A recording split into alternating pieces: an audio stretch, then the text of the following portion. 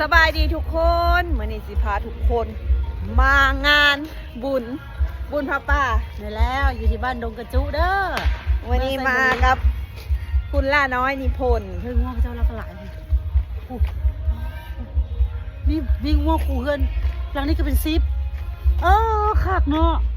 ทุกคนตอนนี้กำลังย่างมาหาเสียงเหมือโคกบักนออยู่จ้าวันนี้มีสง่าสิทธิพลเสียงเหมือโคกบักนอแล้วก็น้อยเพชรภูไทยแล้วก็ล่าน้อยนิพนธ์เด้อทุกคนเด้อมาทำหน้าที่อะไรจ้าเจ้าวันนี้ เขามาร้องเพลงอะนะ วันนี้พา ให้ความมวลซื่นพี่น้องบ้านเฮาบ่เคยมาเคยดอกเขาก็บ่เคยพ่อเฮาก็บ่เคยพ่อเพิ่นเนาะพ่อกันงานแรกงานเดียวนี่แหละเอาเขามีตู้แขวนล่ะเฮ้ยแสดงว่ามีงานกิน วันนี้น้องมิงน้องเหมียวก็มาเด้อทุกคน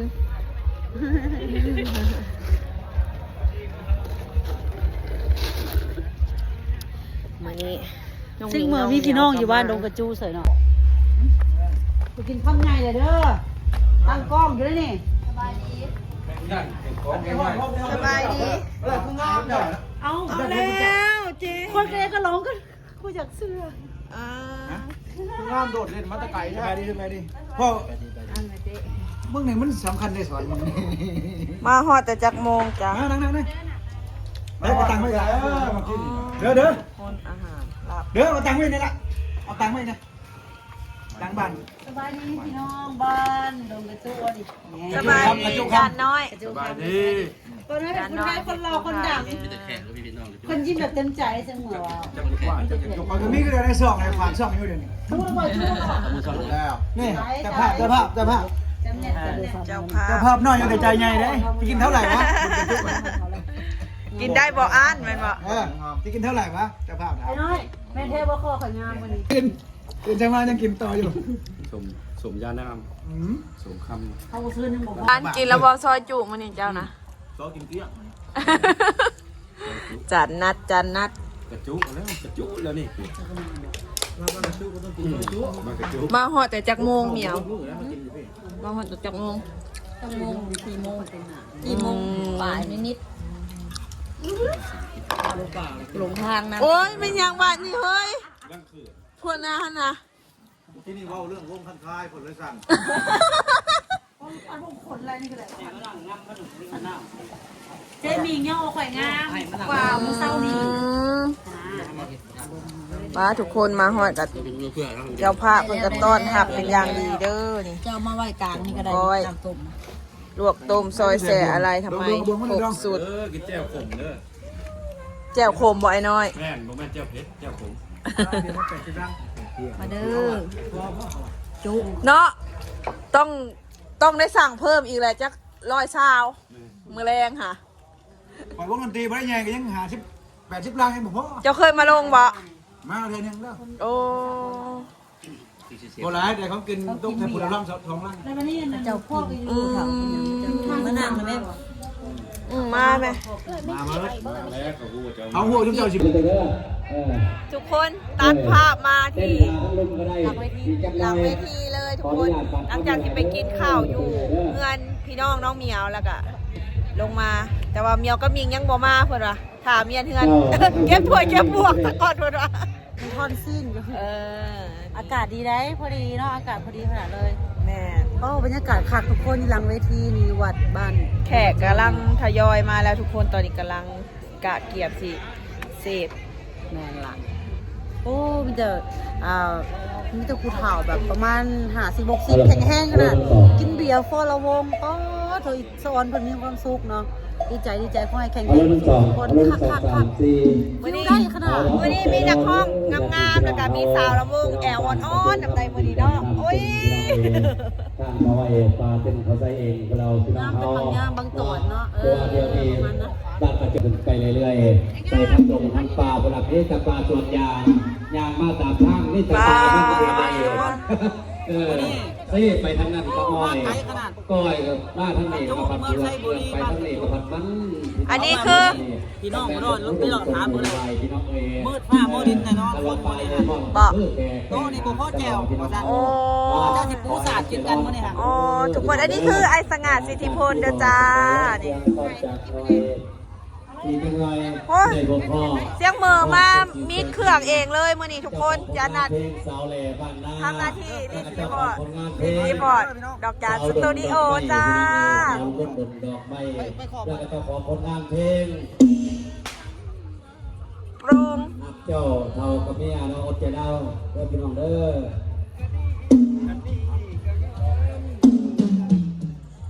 อ่ะตอนนี้กำลังถ่ายคอนเทนต์กันอยู่ทุกคน ใจน้อง โอ๊ย คนละหน่วย เชียบ ขอบใจนะจ๊ะเด้อ เลยดิ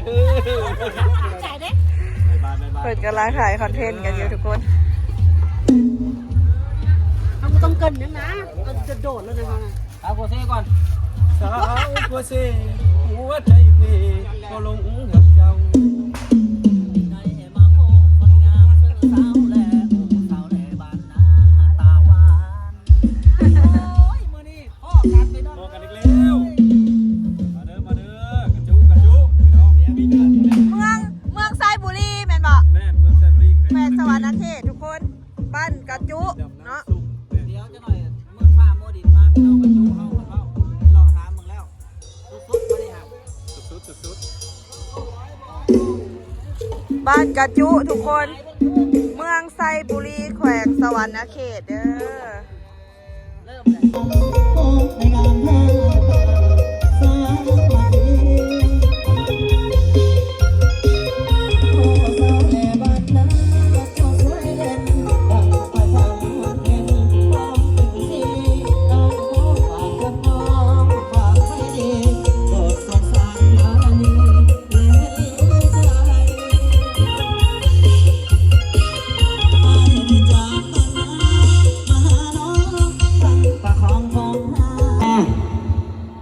สบายดีเด้อพี่ๆน้องๆเด้อประเดี๋ยวบุญกองปลาสามัคคีสองก็ถือว่าสง่าเสื่อมเหมือมาห้องแล้ว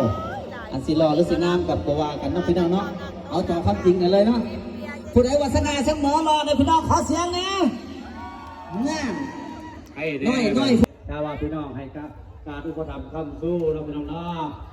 ต่อผลงานเพลงพี่น้องเลย พอเที่ยวแล้ววันนี้ เอาสวดนะเพื่อนนะขอเสียงสวดนะพี่น้องเอ้ย เอาได้เดี๋ยวมาใหม่เดี๋ยวโอเคแล้วถ่าย ป้าเจ๊สดเกิบเจ้าหดา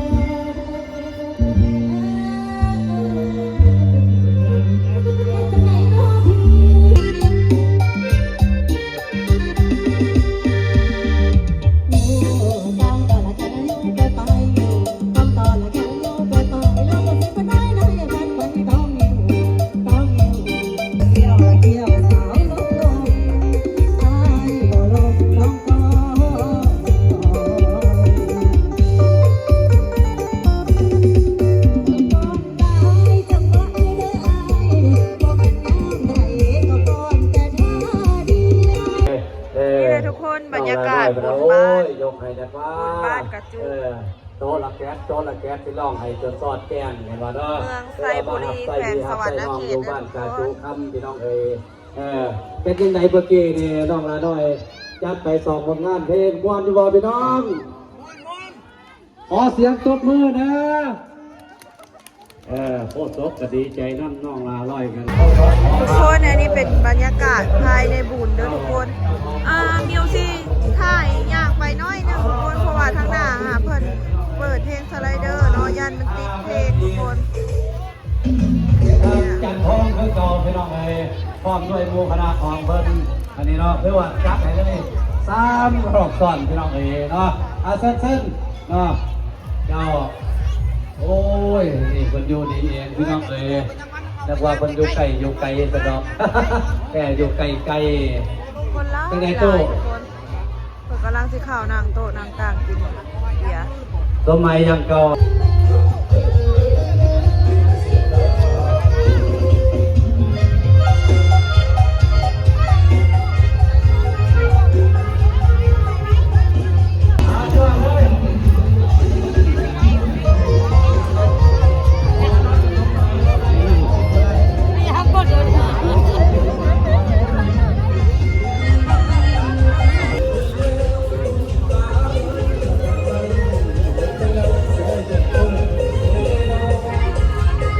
อันนี้เป็นทางกองบุญทุกคน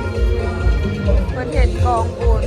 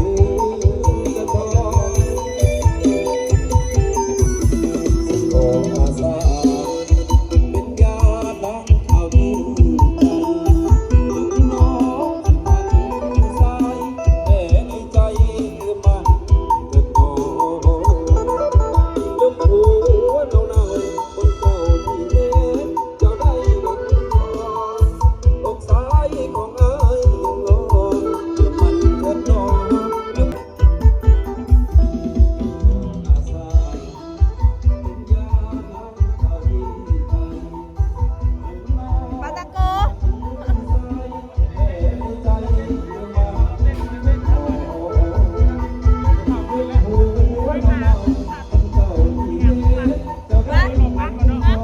ไม่ใช่เอากุ้งเป้ามีชวนเอาสิ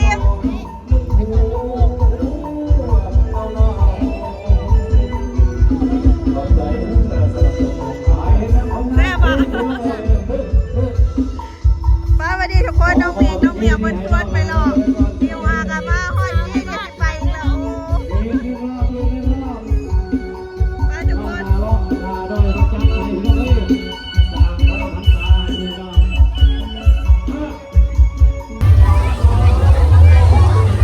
ทุกคนน้องเมียบนชวนมาพัดมาปุ้งเป้าคือว่าสัตว์หมักโป่งนั่นเองคนร้ายหลายเนาะห้านสัตว์หมักโป่งมีห้านเดียวทุกคนนี่วัยรุ่นคนมาค่ะสัตว์รอคิวสัตว์อยู่ทุกคน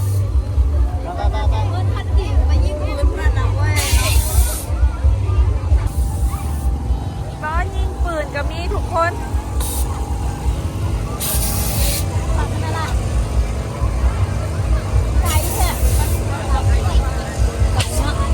3 ดอก10บ่มีว้ายแม่นแท้หามว้าวเอาจัดไปน้องมิกจัดไปให้มันได้เด้อ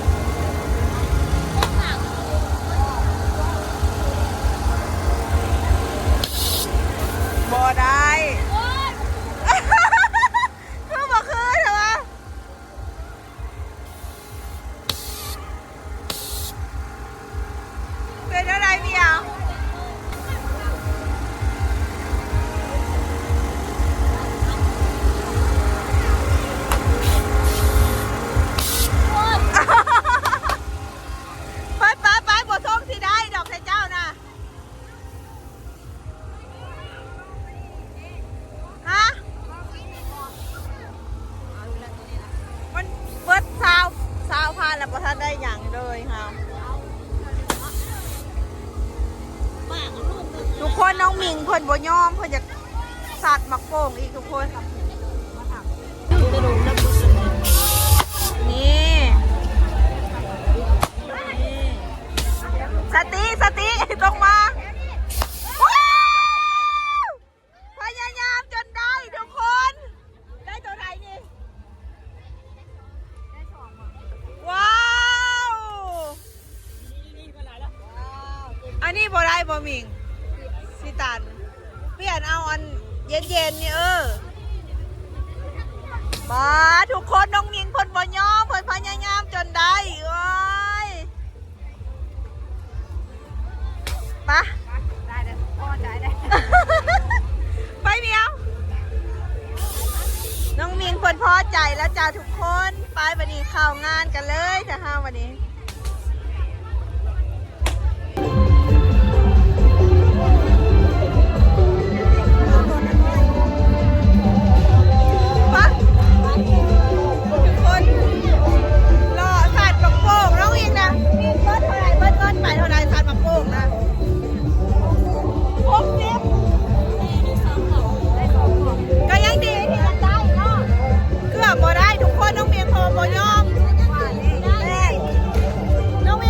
ยอมต้องได้สัตว์อีกกับสัตว์ก็ได้อีกเนาะ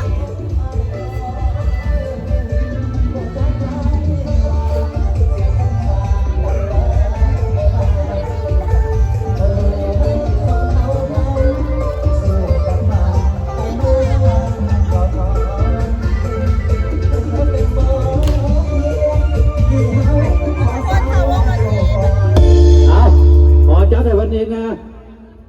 เป็นขอต่อตั้งไหวจัดให้แน่สาวแมน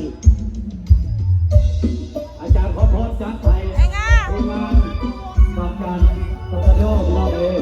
โอ้จัดให้แน่นอนตามขั้นตอนเราเลยเอาช่วยไปออกกำลังนาด้วยเราเลยมอบไม่ให้ทำการในบ้านเราเลขาบางบ้านถ้าคนระเบียบเนาะเราเอาเสื้อใน กินน้ำเย็นๆทุกคน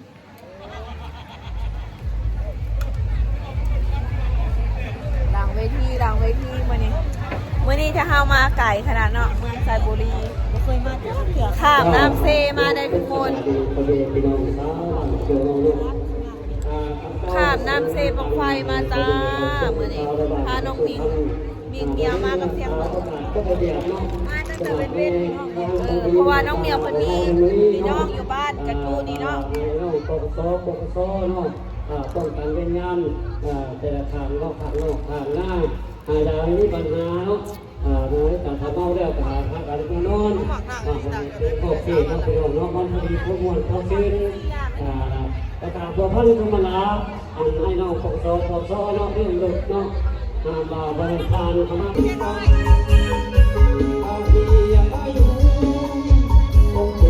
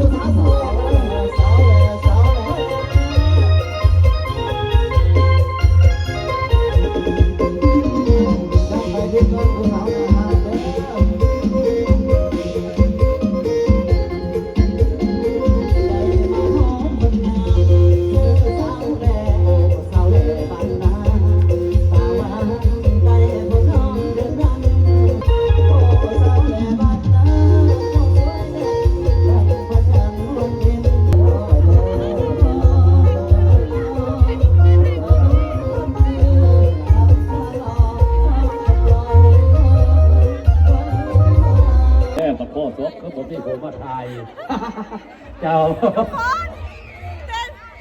เต้นละวงกับน้องเหมียวเมื่อกี้นี่ป้า เจ้าเอาไปประชาสัมพันธ์ในบ้านเพื่อนขนาดฮอดแอลก็ยังมาถูกกับเจ้าเนาะ สัมพันธ์ในบ้านเป็นครองแล้วว่าได้บ้านเพื่อนเนาะ ขอน้ำกินในสาวบุญนะเด้อนั่นได้บ้านเผื่อเอาเนาะ เมื่อกี้นี่คือไปหอดแอลก็สาวน้ำโมกน้ำเหมียวละเมื่อยโบแพ้เออ ถ้าเราลองพูดอย่างไรเลย เนาะเพราะหน้าเมื่อกี้คราวนี้เนาะมีใครพิมพ์อะไรเด้อจ้าโอเค ก็จัดไปมันมา อยากเลือกทางนี้อยากเลือกทางน้องสองคนบ้องดองเป็นเอ้ยเป็นน้องถ้าเป็นไปได้สิลอยเมียมาอายก็มักของเจ้าเท่านั้นขอบใจเด้อขอบใจสาวน้ำมันที่เป็นผู้นำงานบอกเลยนะเป็นคนอย่างนี้ คือจังโทรหากันไม่ยังรู้ว่าเป็นยังบอกไปสันว่าเสร็จน้ำต้มโกบ่ได้ โอ้ยคลิปนี้ก็ขอขอบใจทั้งพี่น้องบ้านกระจูเนาะเมืองไทยบุรีแขวงสวรรณเขตที่แบบว่าต้อนรับเป็นอย่างดีเลย ทักกันไว้ดีกว่าตั้งกันพี่น้องเอ้ยทักกันไว้ เต็ม5ละวงแต่ละห้องเนาะ แล้วก็พี่น้องกันบ้านใกล้เคียงที่มาหาเนาะทั่วหลายนะสอบนะยังก็มาโอ้ยอบอุ่นหนาเวทีนี่บ่ยอมห่างเลยทุกคนแท้ๆ ฝากกดไลค์กดแชร์กดติดตามช่องมิวสาวขมวดในเด้อทุกคนโอเคพี่จ๋าเจอกันใหม่ เอาไปกินหน้าเด้อบ๊ายบาย เจ้า